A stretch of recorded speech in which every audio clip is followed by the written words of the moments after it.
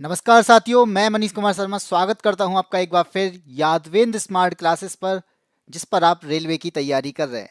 जैसा कि आपको पता है, शाम के 6 बज चुके हैं और शाम के 6 बजे आपकी एक सेशन स्टार्ट होता है जो आपकी साइंस की क्लासेस का होता है, जिसमें मैं आपको साइंस पढ़ा रहा हूं।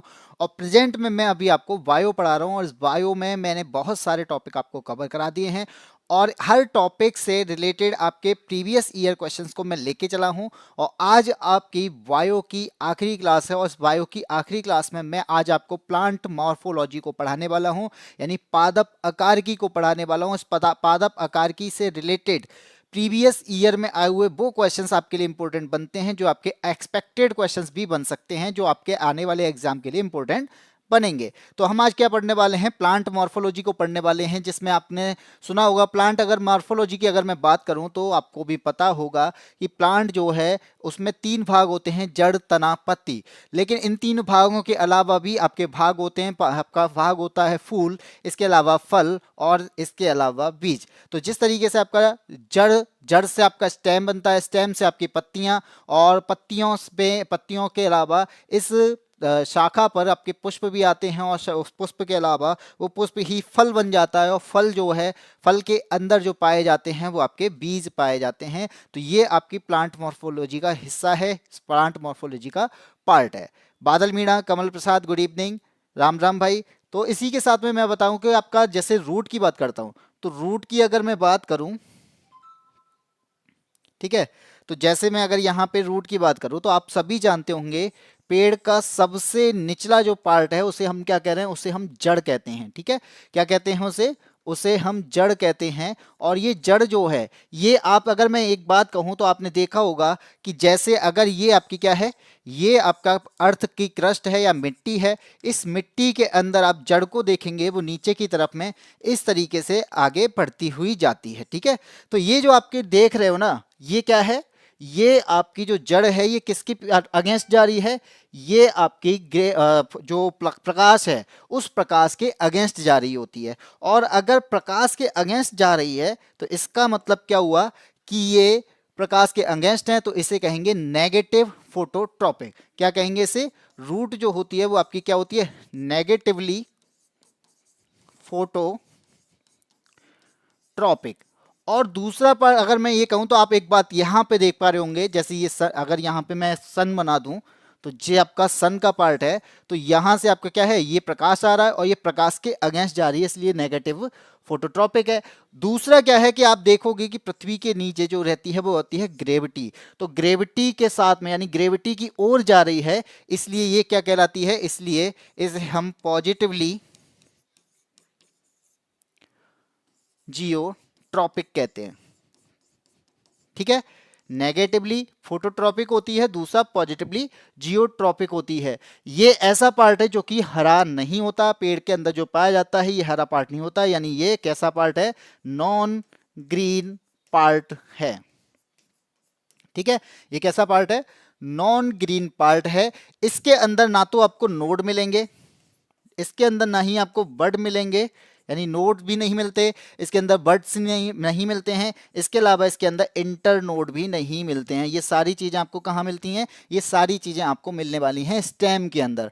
ठीक है, अगर मैं ये बात करूं कि ये कहाँ, अगर ये बढ़ती है तो कहाँ पर?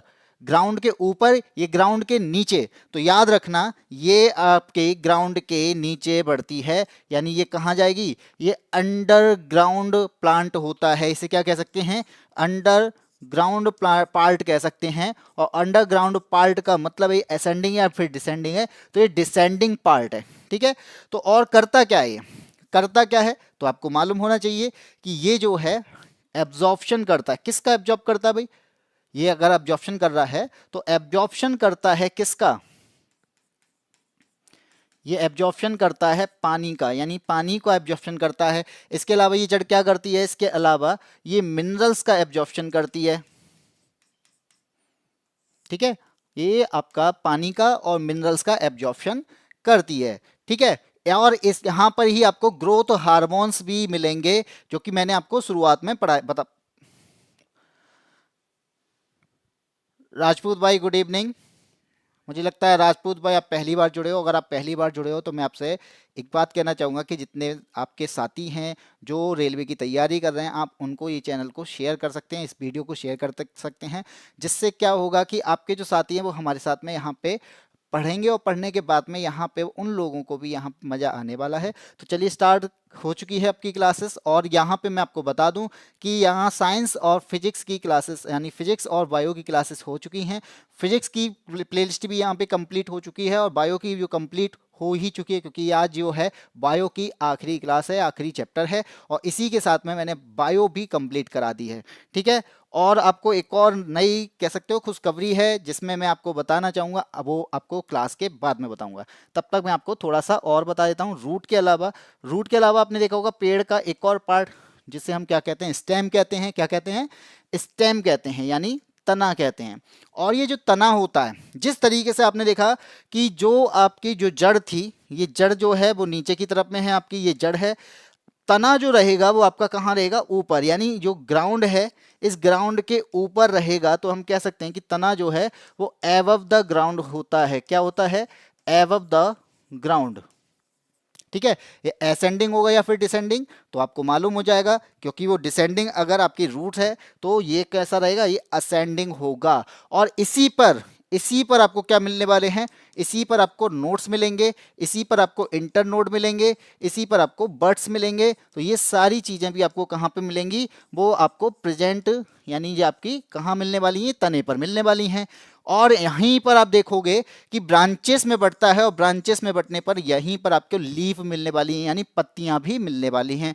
और जिस तरीके से हमने रूट को देखा, जिस तरीके से हमने रूट में देखा था कि वो जिस तरीके से नेगेटिवली फोटोट्रॉपिक था, यानी प्रकाश के अगेंस्ट जा रहा था, वैसे ही ये क्या है? प्रकाश की ओर जा रहा होता है। क्योंकि प्रकाश यहाँ है तो यहाँ पर ही प्रकाश की ओर जा रहा होता है। तो इसे मैं कहूँगा क्या? इसे कह सकता हूँ पॉजिटिवली फोटोट्रॉपिक। ठीक है। और ये जो आप देखोगे ग्रेविटी आपको नीचे खींचती है, यानी ये ग्रेविटी के अगेंस्ट चल रहा होता है, इसलिए इसे मैं कह सकता हूं नेगेटिवली जियोट्रॉपिक। ठीक है। ये पॉइंट आप याद कर सकते हो, यही क्वेश्चन पूछे जाते हैं। और इसी स्टेम के पास में आपको फ्लावर भी मिलने वाले हैं, फ्रूट्स भी मिलते हैं। यानी फ्रूट्स और फ्लावर जो हैं वो यहीं पर डेवलप होते हैं। और मैं बात करूं जैसे आपकी पत्तियां, यानी एक और पार्ट जो कौन सा है, जिसे मैं कहता हूं लीफ यानी पत्ती। क्या कह सकते हैं? जैसे हम लीफ या फिर पत्ती कहते हैं। और यहाँ पे अगर मैं बात करूँ कि लीफ जो आपको होती हैं ये क्या करती हैं? तो यही हैं जो फोटोसिंथेसिस करती हैं। क्या करती हैं? ये यही हैं जो फोटोसिंथेसिस करती हैं। फोटोसिंथेसिस जिसे हम क्या कहते हैं? प्रकाश संश्लेषण कहते हैं। और ये प्रकाश संश्लेषण की क्रिया होती है कहाँ पर? पत्तियों पर। और यहाँ पे मैं बताऊं ये उगती कहाँ पे हैं? तो आप मैंने अभी बताया था कि स्टेम से उगती हैं। और स्टेम पर क्या होता है? स्टेम पर नोड पाए जाते हैं और उन नोड से क्या निकलती हैं? नोड से ही पत्तियां निकलती हैं। ठीक है। तो जैसे आपने स्टेम है, अब मैं बोलूं जैसे ये आपका स्टेम है और स्टेम पे आपको यहाँ पे क्या मिलेंगे? नोड मिलेंगे। और इन नोड पे ही आपको क्या मिलेंगी? इन नोड पर ही आपको पत्तियां मिलने वाली हैं। तो स्टेम पर जो नोड होता है, नोड पाए जाते हैं, उन नोड से ही पत्तियां निकलती हैं। संजीव ठाकुर गुड इवनिंग भाई। तो यहाँ पर ही इसी में इस पत्ती में ही क्या पाया जाता है? स्टोमेटा पाया जाता है, जिसे मैं कहता हूं क्या? रंध्र कहता हूं। यानी अगर स्टोमेटा यहाँ पे पाया जा रहा है, रंध्र यहाँ पे पाया जा रहा है, तो इसमें जो छोटे छोटे छिद्र जो होते हैं वहीं से क्या होता है?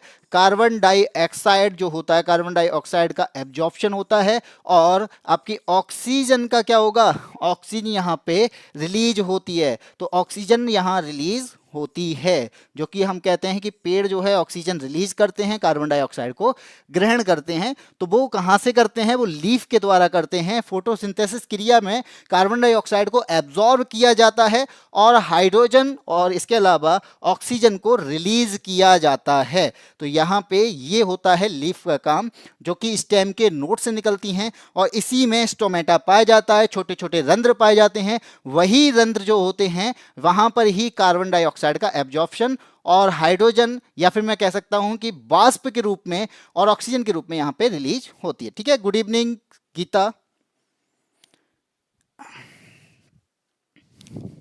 ठीक है, अब यहाँ पे बात करते हैं फ्लावर की। तो आपको मालूम होना चाहिए कि फ्लावर जो होता है हमारे यहाँ पे, यानी पेड़ में जो फ्लावर पाए जाते हैं, इस फ्लावर के अंदर ही क्या होते हैं, रिप्रोडक्टिव अंग होते हैं। ठीक है, इस फ्लावर के अंदर ही क्या मिलते हैं, रिप्रोडक्टिव ऑर्गन मिलते हैं। और फ्लावर आपको कहाँ मिलेंगे, तो एंजियोस्पर्म्स प्लांट होते हैं उनमें फ्लावर मिलता है। और यहाँ पे अगर रिप्रोडक्टिव हैं तो इसका मतलब क्या है, एक पार्ट आपका कैसा होगा, मेल होगा, और एक पार्ट कैसा होगा, फीमेल रिप्रोडक्टिव ऑर्गन होगा। और मेल है जहां पर आप देखेंगे, जहां पर हम कहते हैं उसे स्टेमन यानी पुंकेसर। और इसी तरीके से फीमेल पार्ट को क्या कहा जाता है, फीमेल पार्ट को कहा जाता है पिस्टिल। ठीक है, क्या कहा जाता है, पिस्टिल कहा जाता है। तो इस तरीके से आपके यहाँ पे फ्लावर हो गया, स्टेम हो गया, लीफ हो गया, तो ये सारे पार्ट आपको कहाँ मिलते हैं, ये सारे पार्ट आपको फ्लावर में यानी आपके पेड़ के अंदर मिलते हैं। इसी के द्वारा ही प्लांट मॉर्फोलॉजी ही पढ़ते हैं, यानी इसी में हम प्लांट मॉर्फोलॉजी जो पढ़ते हैं, जहां पर हमने क्या देखा, जहां पे हमने देखा स्टेम को यानी तने को, जड़ को, पत्ती को, और इसके अलावा पुष्प को। और ये पुष्प ही डेवलप होके क्या बनेगा, ये पुष्प ही डेवलप होके क्या बनता है, यही डेवलप होके क्या बन जाता है, फ्रूट का काम करता है, यानी फ्रूट बन जाता है। और इस फ्रूट के अंदर ही आपको क्या मिलते हैं, सीड्स मिलते हैं। ठीक है, तो यहाँ पे क्या देखा कि जो फ्लावर यहाँ पे उग के आया, उस फ्लावर का जो पार्ट मिलता है, मेल और फीमेल पार्ट इसके अंदर होता है, और यही पार्ट जो है वो डेवलप होकर फ्रूट का काम करता है, फ्रूट बन जाता है, और फ्रूट के अंदर ही सीड्स मिलते हैं। और वहाँ पर फिर पॉलिनेशन की क्रिया के द्वारा आपने देखा होंगे कि पॉलिनेशन भी होता है, जो कि आपका सेल्फ पॉलिनेशन भी होता है, क्रॉस पॉलिनेशन होता है जिसे हम कहते हैं परागण। तो जिसके द्वारा क्या होता है, आगे आपके आपने देखे होंगे कि पेड़ जो हैं, पौधे जो हैं, वो आगे और भी आपको मिल जाते हैं। ठीक है, अर्पिता पांडे गुड इवनिंग, चित्रांशी चौहान राम राम। ये पार्ट हो गया, मैंने बताया था कि ये मैं थोड़ा सा आपको इंट्रो देता हूं, इस इंट्रो के बल पर आपको क्वेश्चंस के आंसर देने होते हैं।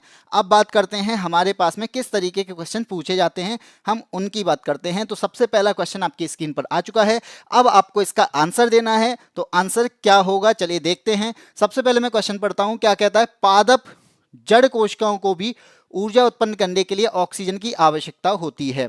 तो जो आपकी रूट होती हैं, वहाँ पे जो सेल्स पाई जाती हैं, यानी रूट सेल्स जो होती हैं, उनको ऊर्जा चाहिए, उनको एनर्जी चाहिए। तो एनर्जी उत्पन्न करने के लिए ऑक्सीजन की आवश्यकता होती है।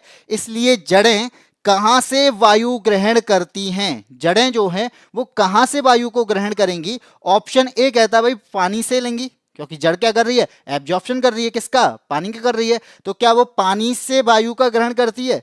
बी कहता है स्टोमेटा से करती है। तो ये तो हो ही नहीं सकता, क्योंकि स्टोमेटा कहाँ पाया जाता है, ये तो पत्तियों में पाया जाता है। अगर ये पत्तियों में पाया जा रहा है तो जड़ में से वायु का ग्रहण से क्या मतलब, तो बी तो होगा ही नहीं।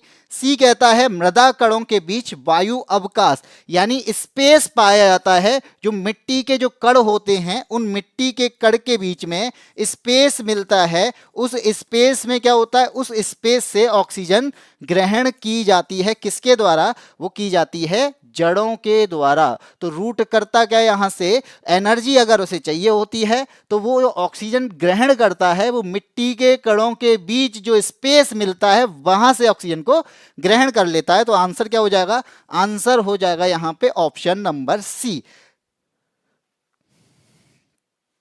ठीक है, बिल्कुल चित्रांशी चौहान, कमल प्रसाद, संजीव ठाकुर, बादल मीणा सभी ने आंसर दे दिया है। अर्पिता पांडे, गीता, सभी का आंसर है सी, बिल्कुल सही आंसर दिया है कि यहाँ पे मिट्टी के कणों के बीच जो स्थान पाया जाता है, जो स्पेस पाया जाता है, वहां से रूट ऑक्सीजन को ग्रहण करती है।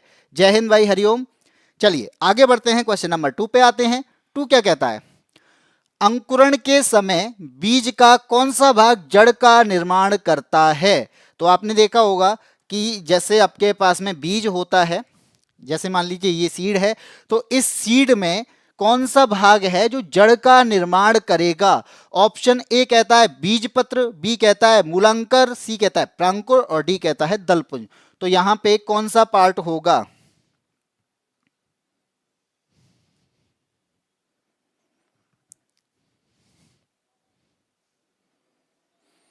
हरिओम कुशवाहा ने आंसर दिया है डी, दलपुंज। भाई दलपुंज जो होता है वो आपका कहाँ होता है? वो तो आपका फ्लावर के अंदर पाया जाता है भाई। ये पूछ रहा है बीज के अंदर, तो बीज के अंदर जो होता है वो होता है आपका मूलांकुर। और जो मूलांकुर जो होता है वो पहला अंग होता है, पहला ऑर्गन होता है जहां से आपकी जड़ों का निर्माण होता है।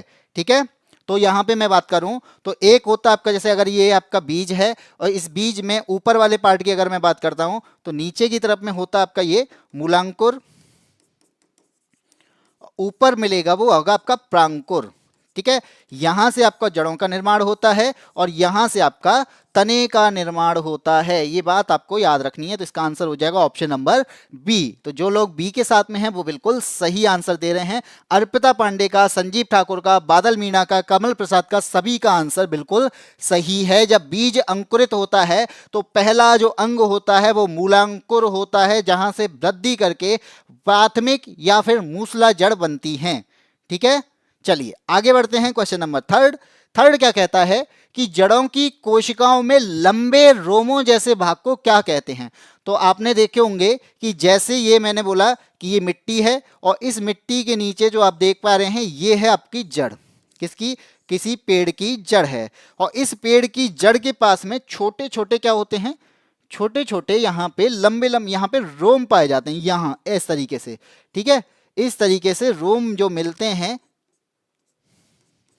ये जो आपके रोम मिल रहे हैं इस जड़ के ऊपर, तो वो क्या कहलाते हैं? वो रूट नेल्स कहलाते हैं, वो रूट हेयर कहलाते हैं, वो आपके रूट विलाई कहलाते हैं, या फिर आपका रूट ट्रैकाहाइट्स कहलाते हैं। तो इसमें कौन सा आंसर होगा कि जो जड़ों की कोशिकाएं होती हैं उसमें जो लंबे लंबे रोम पाए जाते हैं वो क्या कहलाते हैं? ऑप्शन नंबर आ रहा है डी आंसर। सभी का, कमल प्रसाद, हरिओम कुशवाहा, अर्पिता पांडे, संजीव ठाकुर, गीता और बादल मीणा, सभी ने आंसर दिया है डी। और इसी के साथ में सभी हो जाते हैं गलत, क्योंकि आंसर जो होगा वो होगा आपका रूट हेयर। तो जड़ों की जो कोशिकाएं होती हैं उसमें जो लंबे लंबे रोम पाए जा रहे हैं इन्हें हम रूट हेयर के नाम से जानते हैं।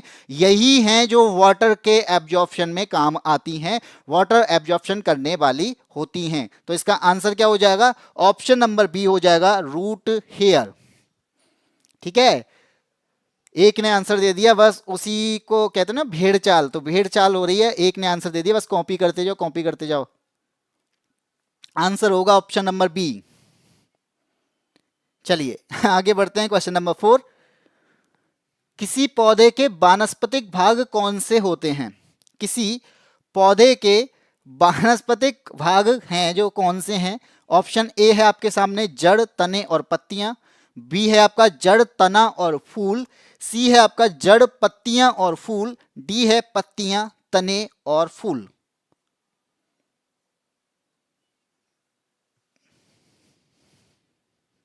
हाँ, जड़ के भी बाल होते हैं, देख लो।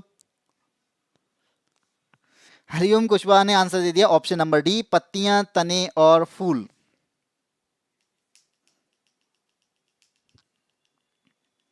तो यहाँ पे मैं बता दूं, अब फिर से आपका आंसर आ गया हरिओम कुशवाहा डी, बाकी के आंसर नहीं आए हैं। यहाँ पे फिर आप गलत दे रहे हैं। तो जो वेजिटेटिव पार्ट जो होते हैं वो आपके जड़, तने और पत्तियां होती हैं भाई। ऑप्शन नंबर ए यहाँ पे सही होगा। बी भी आंसर नहीं है कमल प्रसाद, ए आंसर होगा। जड़, तना और पत्तियां जो होते हैं, अरे सीधी बात है, अब समझ लो कि सबसे इंपॉर्टेंट पार्ट कौन से होते हैं उसके पेड़ के? तो जड़, तना और पत्तियां, ये तीनों ही चीजें होती हैं। ए आंसर होगा।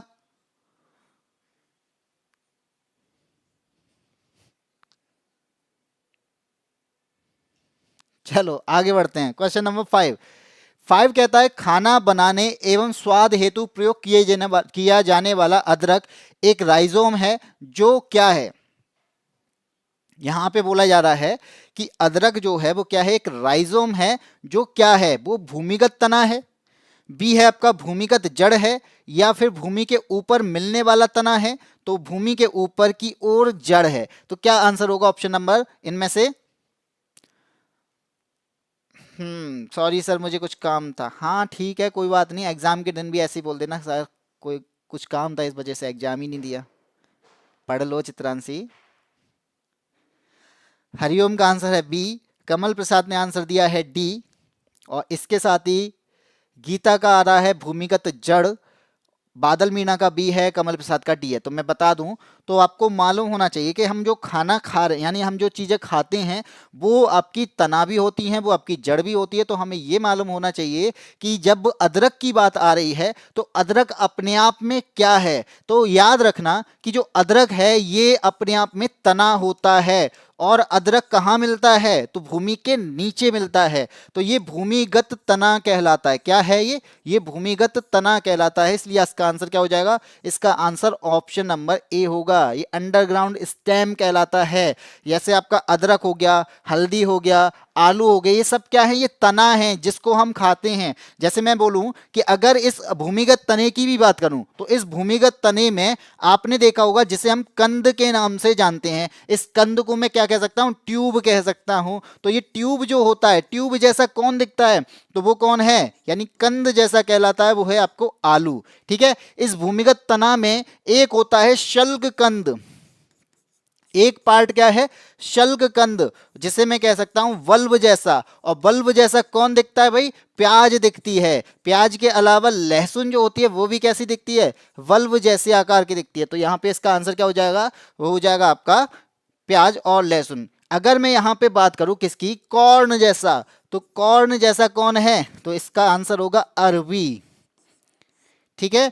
इसके अलावा और यहां पे मैं प्रकंद की बात करूं, जो कि आपका आंसर बोला गया है। राइजोम की मैं बात करूं, तो राइजोम जो होता है, जिसे हिंदी में मैं प्रकंद के नाम से जानता हूं, तो प्रकंद तना कौन सा होता है, तो प्रकंद तना होता है अदरक, या फिर कहूंगा मैं हल्दी। ये सब क्या है, ये प्रकंद तने के एग्जाम्पल हैं। तो ये सारे तने के टाइप मैंने यहाँ पे बता दिए, जिसका पार्ट हम खा रहे हैं। आलू है, प्याज लहसुन है, अरबी है, अदरक है, हल्दी है। ये सारे ही पार्ट क्या है, ये तने के पार्ट है, यानी भूमिगत तना कहलाते हैं, जो कि आपको भूमि के अंदर मिलते हैं। ठीक है। तो इसका आंसर क्या हो जाएगा, ऑप्शन नंबर ए हो जाएगा। अब बायो में कुछ नया सीखने को मिल रहा है तो मतलब क्या है, अभी तक नहीं मिल रहा था। वॉल्यूम चेक कर लेना, क्योंकि अभी हिल गया शायद। ठीक है। आज बायो में, ठीक है, ऐसी तरीके से क्लासेस लेते रहोगे तो इसी तरीके से आपको नई नई चीज़ें मिलती रहेंगी। और जो नया मिल रहा है ना, ये कहीं ना कहीं ये भी पुराना ही है। ये खुद देखो, क्वेश्चन नंबर 5 जो आया है, ये आपका 2016 में एनटीपीसी में पूछा गया क्वेश्चन है। तो प्रीवियस ईयर लगाओगे तभी तो कुछ नया दिखेगा। है सब कुछ पुराना ही, लेकिन पढ़ते ही नहीं है। चलिए आगे बढ़ते हैं। क्वेश्चन नंबर 6, हम आलू के पौधे का कौन सा भाग खाते हैं।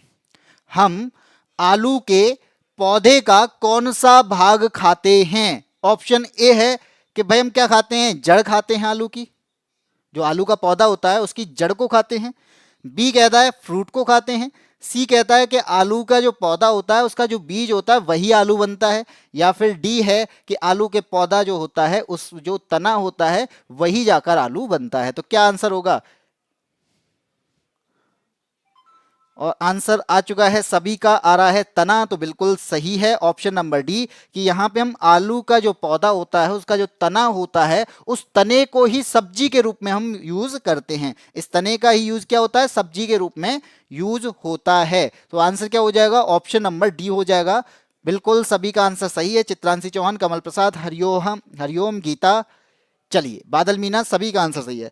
क्वेश्चन नंबर 7, और क्वेश्चन नंबर 7 आपसे क्या कहता है, क्वेश्चन नंबर 7 कहता है पौधे का कौन सा हिस्सा गैसों के आदान प्रदान में सहयोग करता है।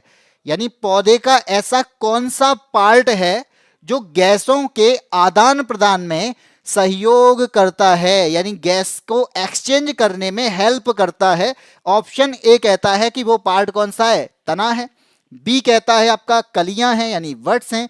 सी कह रहा है कि जड़ है, और डी कहता है पत्तियां हैं। तो इन चारों में से कौन सा पार्ट है जो यहाँ पे कहता है कि गैस, यानी जो पार्ट आपकी गैस जो होती हैं उनका आदान प्रदान करता है, यानी एक्सचेंज करता है। और आंसर आ रहा है यहाँ पे बादल मीना, संजीव ठाकुर, हरिओम कुशवाहा, सभी का आंसर आ रहा है डी, तो जो कि बिल्कुल सही है। ऑप्शन नंबर डी यहाँ पे सही हो जाएगा कि जो पत्तियां होती हैं वो गैसों के आदान प्रदान में हेल्प करती हैं। तो आपको मालूम है कि यहाँ पे पत्तियों में क्या पाया जाता है, और इस पत्तियों के अंदर एक मिलता है जिसे मैं कहता हूँ स्टोमेटा। और जो स्टोमेटा जो है ये करता क्या है, ये है क्या, ये आपके छोटे छोटे छिद्र होते हैं जिन्हें मैं रंध्र के नाम से भी जानता हूं। और पत्तियां करती क्या हैं, पत्तियां फोटोसिंथेसिस करती हैं। और फोटोसिंथेसिस में होता क्या है, फोटोसिंथेसिस में खाना बनाया जाता है। तो खाना कौन बनाता है, या फिर कह दूंगा किचन कौन है यहाँ पे, तो किचन का जो काम हो रहा है वो पत्तियों के द्वारा हो रहा है। अब इसमें क्या होगा, तो इसमें होगा जो वेस्टेज होगी वो तो बाहर निकलेगी, क्योंकि खाना बनाएंगे तो कुछ ना कुछ वेस्ट होगा, और जो वेस्ट होगा उसको हम बाहर फेंकेंगे। तो यहाँ पे बाहर किसे फेंका जाता है, तो यहाँ पर खाना बनाने के बाद में यहाँ पे मिलती है ऑक्सीजन, और इसके अलावा एक वाष्प के रूप में या फिर जल के रूप में बाहर चीजें जो निकलती हैं वो क्या कहलाती हैं, इसी को हम क्या कहते हैं, यहां पर ही ऑक्सीजन का बाहर निकलना, कार्बन डाइऑक्साइड का एब्जॉर्ब करना।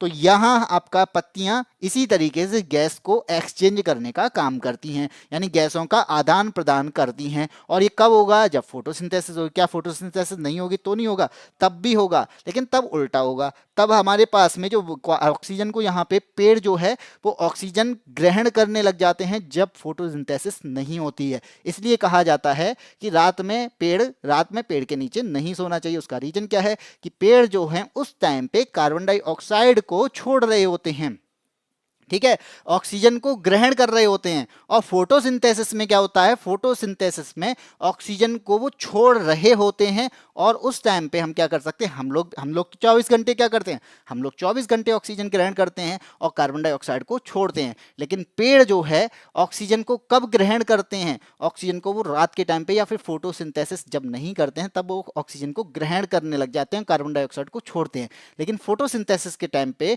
वो कार्बन डाइऑक्साइड को क्या करते हैं, ग्रहण करते हैं, एब्जॉर्ब करते हैं, और ऑक्सीजन को बाहर करते हैं, यानी रिलीज करते हैं। तो आंसर इसका क्या हो जाएगा, ऑप्शन नंबर डी हो जाएगा। आगे बढ़ते हैं, क्वेश्चन नंबर 8 पूछ रहा है रंध्र कहां पाए जाते हैं, यानी स्टोमेटा जो है वो कहां मिलता है। ऑप्शन ए कहता है लाल रक्त कोशिकाओं में, बी कहता है क्लोरोफिल में, सी है यहां पे अमाशय में यानी स्टोमक में, और डी है यहां पे पत्तों में। तो कहां मिलेगा भाई, रंध्र कहां मिलेंगे। अब आया है हरिओम का आंसर डी, स्टडी गीता ने बताया पत्ते, बादल मीना बता रहे हैं बी।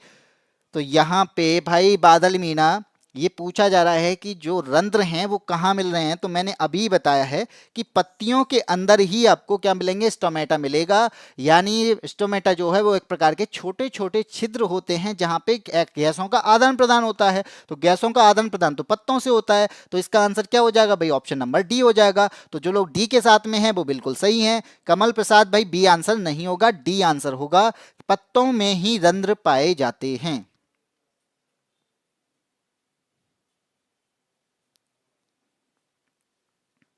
ठीक है, चलिए आगे बढ़ते हैं, क्वेश्चन नंबर 9। 9 क्या कहता है, इनमें से कौन सा पुष्प के नर जनन अंग का घटक नहीं है। तो मैंने अभी बताया था कि जो पुष्प है, इस पुष्प के अंदर यानी जो फूल आपको जो मिलते हैं, फूल जो होते हैं ये आपके यानी पेड़ का कह सकते हो ये रिप्रोडक्टिव पार्ट होता है। रिप्रोडक्टिव पार्ट अगर ये है तो यहाँ पे एक पार्ट आपका मेल का होगा और एक पार्ट आपका कैसा होगा, फीमेल रिप्रोडक्टिव पार्ट होगा। तो फीमेल रिप्रोडक्टिव पार्ट और मेल रिप्रोडक्टिव पार्ट जो होते हैं तो इनमें कौन कौन से पार्ट आते हैं या उनकी बात आ रही है। तो जब मैं मेल रिप्रोडक्टिव पार्ट की बात करूंगा तो इसके अंदर क्या आएगा, इसी के अंदर पोलेंस आएंगे, ठीक है, इसी के अंदर एंथर आएगा, एंथर के अलावा और यहाँ पे आपका फाइबर जो होता है ये भी पार्ट क्या इसका है, ये पार्ट आपको मेल के अंदर यानी मेल रिप्रोडक्टिव पार्ट के अंदर मिलते हैं जो पुष्प का होता है। मादा की बात करें यानी फीमेल की बात करें तो फीमेल के अंदर आप देखोगे स्टिग्मा जो होता है, ये स्टिग्मा आपका फीमेल रिप्रोडक्टिव पार्ट होता है। या फिर मैं कहूँगा अंडाशय होगा, ये सब किसका पार्ट है, ये आपका किसका पार्ट हो जाएगा, ये हो जाएगा आपका फीमेल का। तो यहाँ पे कौन सा नहीं है ये पूछा जा रहा है। तो परागकोश फीमेल का है, वर्तिका यानी स्टिग्मा, तो स्टिग्मा आपका यहाँ पे क्या हो जाएगा, ये फीमेल रिप्रोडक्टिव ऑर्गन है जो कि आपका पुष्प के अंदर मिलता है। तो आंसर होगा ऑप्शन नंबर बी। तो जो लोग बी के साथ में वो सही है, लेकिन बी के साथ में कोई भी नहीं है। अर्पिता पांडे के अलावा, यानी अर्पिता पांडे ने भी सी बताया है, फाइवर को बताया है, बादल मीणा ने भी सी बताया है, संजीव ठाकुर सी, भाई सी आंसर नहीं होगा, सबका आंसर गलत है। Chitranshi Chauhan option number b, Arpita Pandey b answer बिल्कुल सही है। जो स्टिग्मा होता है वो स्टिग्मा जो है ये आपका जो पुष्प होता है उस पुष्प में जो स्टिग्मा पाया जाता है ये आपका फीमेल रिप्रोडक्टिव ऑर्गन होता है, जो कि कहाँ मिलता है, जो कि आपका फ्लावर के अंदर मिलते हैं भाई। ठीक है, चलिए आगे बढ़ते हैं। क्वेश्चन नंबर 10 यहां पे क्या कहता है, पुष्प का इनमें से कौन सा भाग निषेचन के बाद फल के रूप में विकसित होता है। तो ऐसा कौन सा पार्ट है जो फर्टिलाइजेशन के बाद में किस में चेंज हो रहा है, फल में, यानी फ्रूट बन रहा है। तो भाई ये तो आपको पता होगा कि जो फ्लावर है ये फ्लावर ही डेवलप होके किस में चेंज होता है, ये फ्लावर ही तो आपका फ्रूट बनता है। तो यहाँ पे फ्रूट बनने के लिए करना क्या है भाई, फ्रूट बनने के लिए इनके अंदर होती है फर्टिलाइजेशन प्रोसेस। और जो फर्टिलाइजेशन प्रोसेस होती है ये कहाँ पर होती है, ये तो फ्लावर के अंदर होती है। तो फ्लावर का ऐसा कौन सा पार्ट होगा जो क्या बना रहा है, जो फ्रूट बनाने में हेल्प करता है या फ्रूट बनाने में, फ्रूट में डेवलप हो जाता है। और आंसर आ रहा है अंडाशय, सभी का आंसर आ रहा है ऑप्शन नंबर डी। कमल प्रसाद, हरिओम कुशवाहा बी आंसर, अर्पिता पांडे का ए आंसर। तो इसका जो आंसर होगा यानी ओवेरी जो होगा ये अंडा से ही तो होगा, जो चेंज होता है किसमें, फ्रूट में। सॉरी,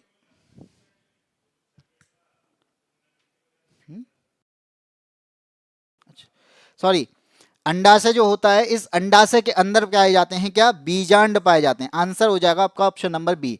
तो पुष्प का जो अंडाशय होता है वो अंडाशय, अच्छा मैंने गलत बता दिया तो सबके आंसर अब चेंज होके वही हो गए डी हैं। तो मैं बता दे रहा हूं, फिर चेंज कर लो। पुष्प का जो अंडाशय होता है इसके अंदर बहुत सारे बीजांड पाए जाते हैं, ठीक है, बहुत सारे ओव्यूल पाए जाते हैं। और ये फर्टिलाइजेशन के बाद में यहां पर इस ओवेरी में क्या होता है, फल का निर्माण होता है। लेकिन फल का निर्माण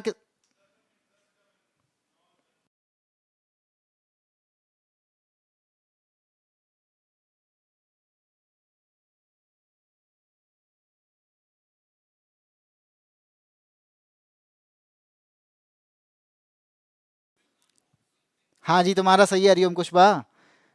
चलिए, बीज क्वेश्चन नंबर 11, एक पुष्प के प्रजनन अंग कौन से होते हैं। क्वेश्चन नंबर 11 पूछा जा रहा है, एक पुष्प के प्रजनन अंग कौन से होते हैं। ऑप्शन ए कह रहा है स्त्री केसर और बाह्य दल, बी कहता है बाह्य दल और दल, सी कहता है यहां पे पुंकेसर और दल, और डी कहता है पुंकेसर और स्त्री केसर। तो यहां पे क्या होगा, इसका आंसर क्या होगा। हाँ जी तुम्हारा सही है।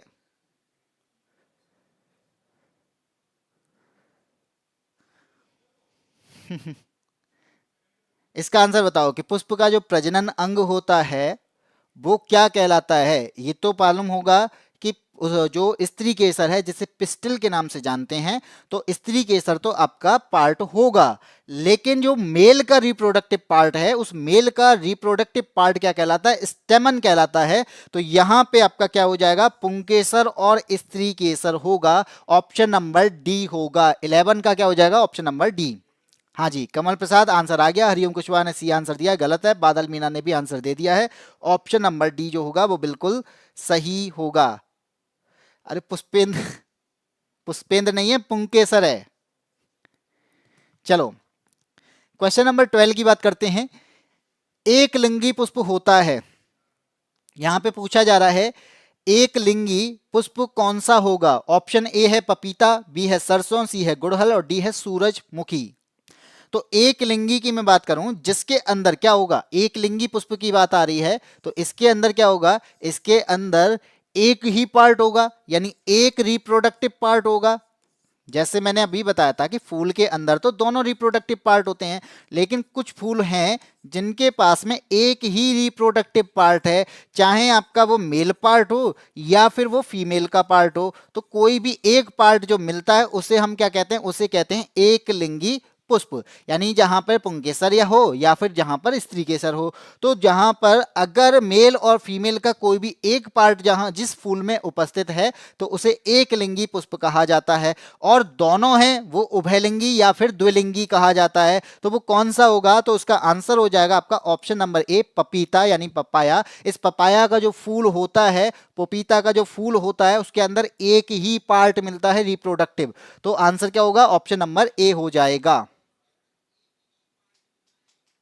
ठीक है, क्वेश्चन नंबर 12 का आंसर हो गया ऑप्शन नंबर ए। आगे बढ़ते हैं, क्वेश्चन नंबर 13, परागकण किसमें पाए जाते हैं?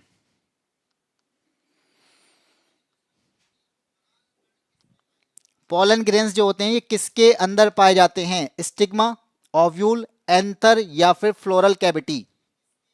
तो किसके अंदर पाए जाते हैं परागकण?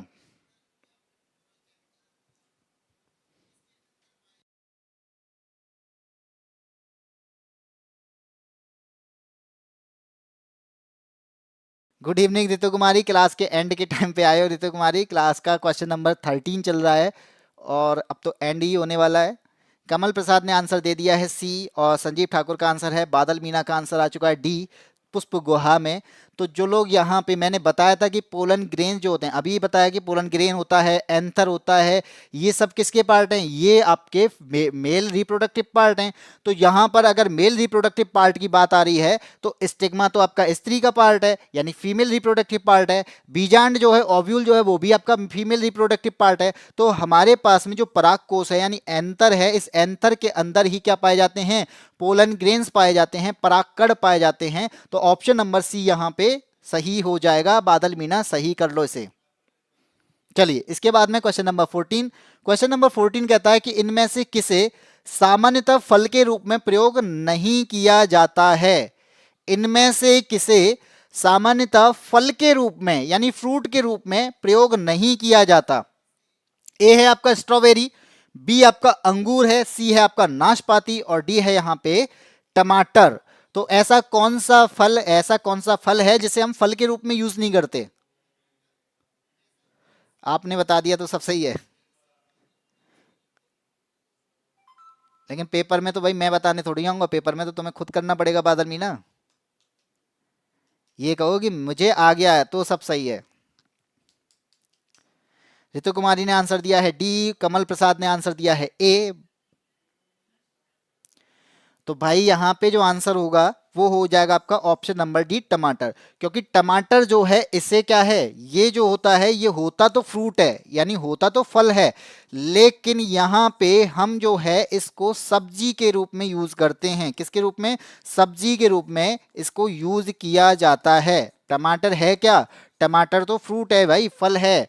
तो प्रयोग क्या कहाँ कर रहे हैं? प्रयोग तो सब्जी के रूप में करते हैं। और इसमें एक पिगमेंट पाया जाता है लाइकोपीन। तो टमाटर में कौन सा पिगमेंट, कौन सा वर्णक पाया जाता है? तो याद रखना वो कौन सा है, वो लाइकोपीन होता है।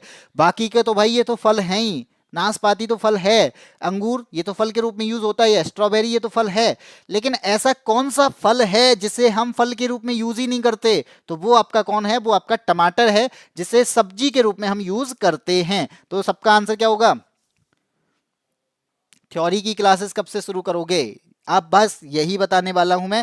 क्वेश्चन नंबर 14 जो कि आपका आज की क्लास का आखिरी क्वेश्चन था, और यहां पे जिन लोगों ने बायो नहीं पढ़ी थी उन बायो बता दूं कि बायो के प्रैक्टिस सेट जितने थे या फिर जितने भी चैप्टर थे उन चैप्टर वाइज मैंने यहां पे पूरा रिवीजन करा दिया है, पूरे पीवाईक्यूज करा दिए हैं प्रीवियस ईयर में आए हुए क्वेश्चंस। और जिन लोगों ने वो क्लासेस नहीं देखी हैं तो उसकी प्लेलिस्ट है आपके चैनल पे, तो चैनल पे जाके आप प्लेलिस्ट में जाके आप सारी क्लासेस को दोबारा से देख सकते हो।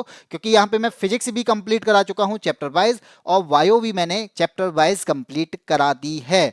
इसी के बाद में अब आपको मैं जो सरप्राइज की बात कर रहे थे, हम लोग बता रहे थे कि न्यू ईयर पर आपके लिए हम एक प्लान कर रहे हैं। वो प्लान क्या है? वो प्लान है आपका कि मंडे से अब आपके टाइम पे, यानी इसी टाइम पे क्या चलने वाला है, तो मंडे से अब आपकी थ्योरी की क्लासेस स्टार्ट होने वाली हैं, जहां पर हम जो आपको पेड बैच दे रहे थे, उस पेड बैच को कई लोगों के द्वारा, बहुत से बच्चों ने हमें मैसेज किया, वो मैसेज देखने के बाद में हमने पेड बैच को फ्री किया है, और वो फ्री बैच में आपको सारी चीजें प्रोवाइड करने वाले हैं। यानी जितने भी कॉम्पिटिटिव एग्जाम होते हैं, उन कॉम्पिटिटिव एग्जाम्स में अगर ये पार्ट आपसे पूछे जाते हैं, चाहे वो हिस्ट्री का पार्ट हो, चाहे वो ज्योग्राफी हो, चाहे वो इकोनॉमिक्स हो, चाहे वो स्टैटिक जीके हो, मैथ्स हो, हिंदी हो, ये सारे पार्ट जो हैं ये आपसे अगर पूछे जाते हैं तो ये आपको मिलने वाला है फ्री। इसके लिए आपको कोई भी बैच लेने की जरूरत नहीं है। जो हम यहाँ पे आपको बता रहे थे कि 1 तारीख से हम बैच लेके आ रहे हैं, तो 1 तारीख से जो हमारा बैच था वो अब आपको, यानी 1 जनवरी से जो हम सरप्राइज देने की बात कर रहे थे, वो हमारे द्वारा प्लान कर लिया गया है। और प्लान में ये है कि मंडे से हम आपको फ्री क्लासेस देने वाले हैं थ्योरी की, जिसमें आपको सारे ही सब्जेक्ट कराए जाएंगे। आपको मैं टाइम भी बता देता हूं अभी, क्योंकि कल आपको पूरा टाइम बता दिया जाएगा कि आपको 5 बजे से जो क्लास मिलने वाली है, 5 बजे आपको क्लास मिलने वाली है इकोनॉमी की। 6 बजे जो क्लास होती है, जो साइंस की क्लासेस होती थी, जहां पर हम प्रैक्टिस सेट करा रहे थे, यहां पर आपको थ्योरी की क्लासेस दी जाएंगी। यानी मैं 6 बजे आपको ज्योग्राफी की क्लासेस देने वाला हूं। तो जितने साथी को ज्योग्राफी कमजोर है, वीक है, ज्योग्राफी में कुछ नहीं आता है, ज्योग्राफी के कैसे क्वेश्चंस बनते हैं, कहां से क्वेश्चंस बनते हैं, किस तरीके से यहां पे पूछा जाता है, वो सारी चीजें मैं आपको यहां पे प्रोवाइड कराने वाला हूं फ्री में। आपको कोई भी पेड बैच लेने की यहां पे जरूरत नहीं है। यहां पे आपको सारा कुछ मिलने वाला है फ्री। लगता है जल्दी आ गया मैं। मैथ क्लासेस की मैं बात कर रहा हूं। जो यहाँ पे जितने भी साथी जुड़ रहे हैं, जो पेड बैच की बात कर रहे थे या पेड बैच लेने की बात कर रहे हैं, मैं उनको यहाँ पे यही सरप्राइज देने की बात कर रहा हूं कि मंडे से आपको सब कुछ फ्री मिलने वाला है, वो भी यादवेंद्र स्मार्ट क्लासेस पर। चाहे वो आपकी हिस्ट्री हो, चाहे वो आपकी ज्योग्राफी हो, चाहे वो आपकी इकोनॉमी हो, चाहे वो स्टैटिक जीके का पार्ट हो, ये सारा कुछ आपको फ्री में मिलने वाला है भाई, वो भी यादवेंद्र स्मार्ट क्लासेस के चैनल पर। ठीक है, यहाँ पे साइंस की क्लासेस हो गई आपकी, यहाँ पे सारी क्लासेस आपकी कंप्लीट होती जा रही हैं। तो एनटीपीसी का जो प्रैक्टिस सेट चल रहा था, तो बहुत सारे प्रैक्टिस सेट हमने 60 प्रैक्टिस सेट आपको जीएस में कराए, फिजिक्स भी कंप्लीट कराया, बायो भी कंप्लीट कराया, मैथ्स के सारे प्रैक्टिस सेट कराए, रीजनिंग की क्लासेस भी स्टार्ट हुई हैं। तो मैंने आपको बता दिया कि सब कुछ हम यहाँ पे प्रैक्टिस सेट के माध्यम से जो आपको दे रहे थे, अब आपको यूट्यूब पर और प्लस एप्लीकेशन पर, यानी हमारी एप्लीकेशन और यूट्यूब दोनों पर आपको क्लासेस मिलने वाली हैं। जो भी हमारे द्वारा नोट्स प्रोवाइड कराए जाएंगे, यानी जो हम थ्योरी में आपको पढ़ाएंगे, वो सारे नोट्स आपको हमारी एप्लीकेशन पर मिलने वाले हैं। उस एप्लीकेशन का नाम है यादवेंद्र स्मार्ट क्लासेस। तो आप अभी जाकर प्ले स्टोर से यादवेंद्र स्मार्ट क्लासेस के ऐप को डाउनलोड कर सकते हैं और वहां पर रजिस्ट्रेशन कर सकते हैं। और रजिस्ट्रेशन के बाद में वहां पर आपको बहुत कुछ मिलने वाला है। और अभी जो मिलने वाला है वो ये है कि जो भी थ्योरी क्लासेस होंगी, उन सब की पीडीएफ अब टेलीग्राम पर नहीं, अब आपको हमारे एप्लीकेशन पर मिलेंगी, जो कि एप्लीकेशन का मैं नाम फिर से बता देता हूं, यादवेंद्र स्मार्ट क्लासेस। तो अभी करिए, अभी आपको करना क्या है, क्लास के बाद में यादवेंद्र स्मार्ट क्लासेस की एप्लीकेशन को डाउनलोड करना है, वहां पे अपना रजिस्ट्रेशन करना है। और रजिस्ट्रेशन करने के बाद में मंडे से आपको पता चलेगा कि इस एप्लीकेशन पे आपको क्या क्या मिलने वाला है। ठीक है,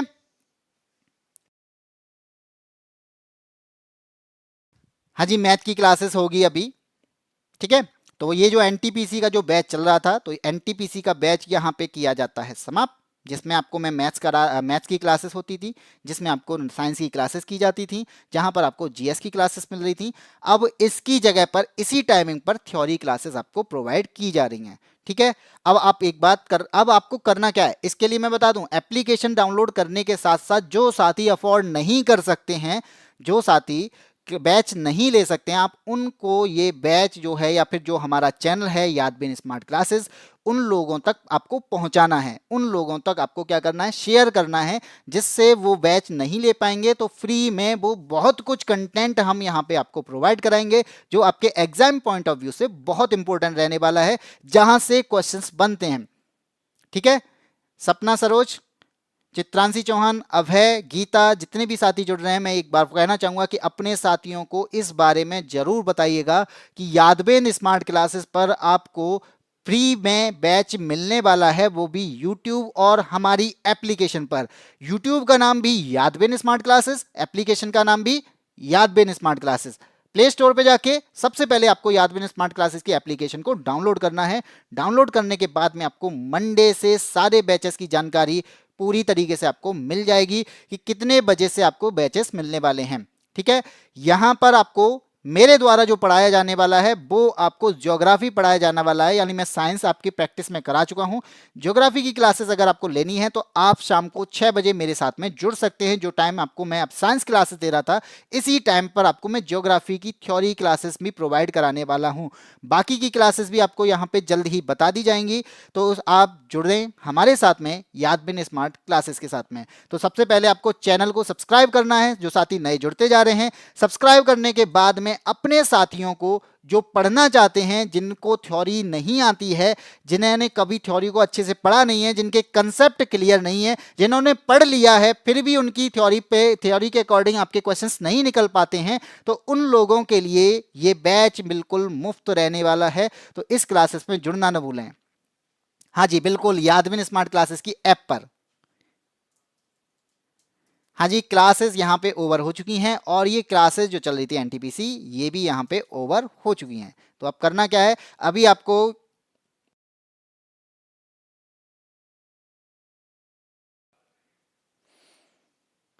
ऐप की जो लिंक है वो आपको डिस्क्रिप्शन बॉक्स में मिल जाएगी, और जो डिस्क्रिप्शन बॉक्स में आप जहाँ कर वहाँ पर क्लिक कर सकते हैं, टच कर सकते हैं। उसके बाद में आपको प्ले स्टोर से पहुंच जाओगे। प्ले स्टोर पे आपको यादबीन स्मार्ट क्लासेस की एप्लीकेशन को डाउनलोड करना है। तो सबसे पहले करना क्या है, एप्लीकेशन को डाउनलोड करना है। वहाँ पर आपको क्लासेस भी मिलेंगी, वहाँ पर आपको नोट्स भी प्रोवाइड किए जाएंगे, और जो एक्स्ट्रा जानकारी है, एक्स्ट्रा इन्फॉर्मेशन है, वो भी सभी आपको इसी एप्लीकेशन पर मिलने वाला है। ठीक है, तो आज की क्लास में इतना ही, जो कि क्लासेस आपको जरूर पसंद आई होंगी, और आपको क्लासेस पसंद आई हैं तो चैनल को सब्सक्राइब करना है, अपने साथियों को शेयर करना है। इसी के साथ में यादबीन स्मार्ट क्लासेस की एप्लीकेशन को भी डाउनलोड करना है, और मंडे से तैयार रहना है। मंडे से क्या तैयार रहना है कि आपकी अगर थ्योरी के कंसेप्ट क्लियर नहीं है, तो उस थ्योरी के कंसेप्ट क्लियर करने के लिए आ रहे हैं हमारी टीम। और हमारी टीम में आपको पता है, अखिल सर के द्वारा आपको हिस्ट्री की क्लासेस दी जाने वाली हैं, मेरे द्वारा आपको ज्योग्राफी की क्लासेस दी जाने वाली हैं, ललित सर के द्वारा आपको इकोनॉमी की क्लासेस दी जाने वाली हैं, और मैथ्स की क्लासेस आपको यादवेन सर के द्वारा दी जाती हैं, और रीजनिंग की क्लासेस आपको रोजाना 9 बजे मिल रही हैं। ठीक है, तो आज की क्लास में इतना ही, फिर मिलते हैं आपको मंडे को इसी टाइम पर। तब तक के लिए जय हिंद, जय भारत।